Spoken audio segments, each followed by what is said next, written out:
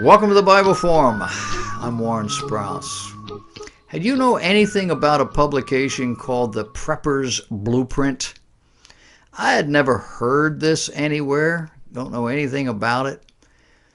But it popped up this week, and the article entitled says 7 Ways to Stay Alive in a Post-Collapse Society. Now, the assumption is that we are in a post-collapse society, and I'm assuming it's moral collapse. I'm not sure. But now they are looking at the possibility of most people being attacked and or victimized by an increasingly demoralized culture. Here are some of the warnings and the suggestions that come with them. Number 1, never travel anywhere alone. Always go in pairs with one person to guard and the other to watch over. Sounds a little extreme, doesn't it? Number 2, never travel anywhere without the rest of the family or group knowing where you're heading. I've lived with that credo all my life. Thirdly, consider all strangers armed and potentially dangerous. It's getting that way, isn't it? And keep your distance when talking to strangers. Don't get so close that they could quickly reach out and grab you. Now, all of these are variations of the things your parents taught you when you were growing up, unless you are only about 10 years old now, and your parents probably don't have the sense to tell you. But if you had real parents and you didn't have live-in babysitters, their list and suggestions are clearly over the top, a little bit scary. They're featuring the idea of being well armed and prepared and not at all trusting of anyone you don't know. But all of those are core issues and basic to life, and always have been. But these are some basics that we have not considered nor employed in the last 2 generations at least. Perhaps the love-in crowd of the 1960s started it, but regardless, a sizable number of Americans are far too trusting to be safe. When I'm driving on the highway, I expect everyone on the road around me to do something dangerous at any moment. Don't you? Going to a sporting event, I'm on guard against almost any eventuality. I don't know these people. And a crowd can be a mob in a split second. I'm in a strange place, a stadium or arena. I don't know where I'm going.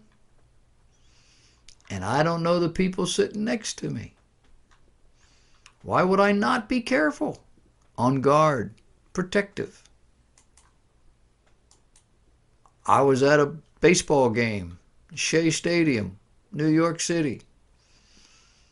A riot broke out, a fight, and it was right across the aisle. It was a group, church group.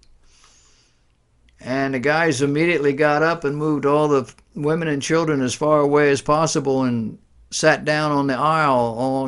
That ain't going to blow over here. Things happen. And that was 1980. Today, people are carrying weapons. These people suggest that they're carrying these things all the time, and that you should too. I don't think that's a bad idea, although I don't feel the need.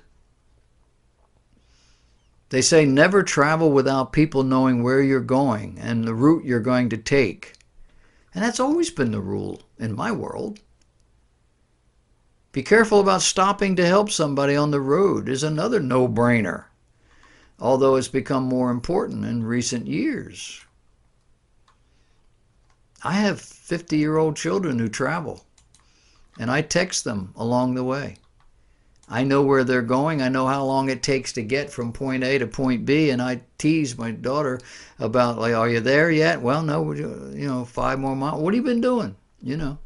But part of that is just, I want to make sure that at every given moment you're on the road with your family. I want to know if something happens where to start looking. And they do it with me too. Now, I would add, don't let strangers in your home for any reason. That didn't used to be the case. They knock on your door. Speak to them through a locked door. If it's dark, you're alone. If you're a guy, you're able to take care of yourself, you're armed or something, okay, but don't be so willing to open the door. Look out the window, see who it is. Tell your children to get an adult. Something. And in conclusion, they say, when push comes to shove, there are no rules. Did you ever think our society would come to this, where rational, reasonable human beings would suggest this stuff? If you grew up in the 1950s like I did, the answer is no. That was a safe time, a slower time, a time when most people knew their neighbors, even neighbors 2 and 3 blocks away. They knew the people in their world. They worked with them, went to church with them, went to school with them, played Little League with them, Boy Scouts, paper routes. The names of people in your world were familiar. Even if you didn't know them personally, you knew the name, that it was a local name. I had a lady when I was in 8th grade wouldn't pay me for the papers I delivered to her until she found out what my name was. Little old lady. Lived in a house that still had the scars from the Revolutionary War. And when I told her my name, she thought for a minute and she said, yeah, that's a local name. And then she paid me. We don't know our neighbors. We don't know the people that live on either side of us. Well, I know the people on either side of me, but that's about it.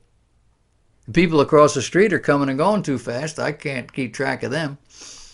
And if there are 2 houses down, unless there's some reason to talk to these people, everybody minds their own business.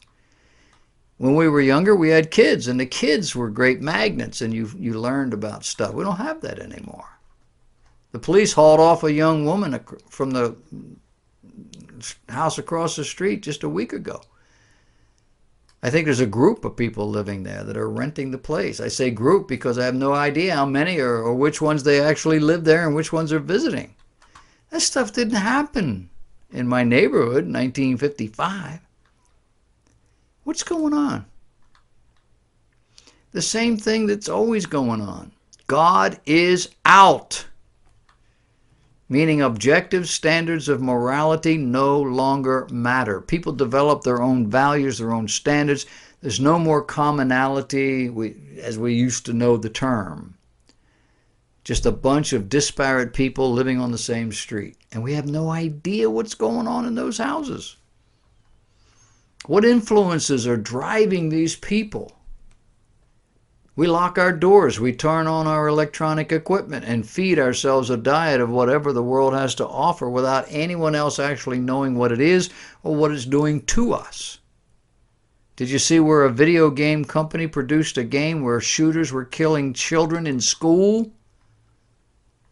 They floated the idea for about a week or so to see how it would go. It didn't go.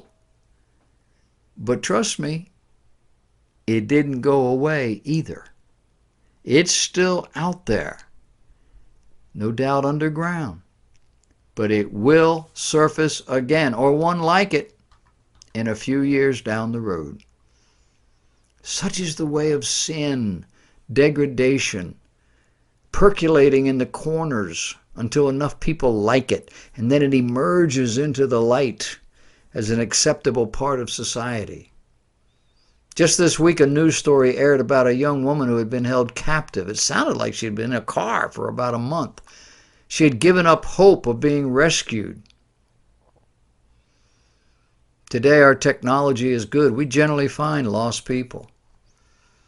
But the bad guys know this and will either keep their captives in a totally foreign or disconnected place or simply use them and kill them. We have people in our world who are not as moral as the brute beasts that roam the African plains.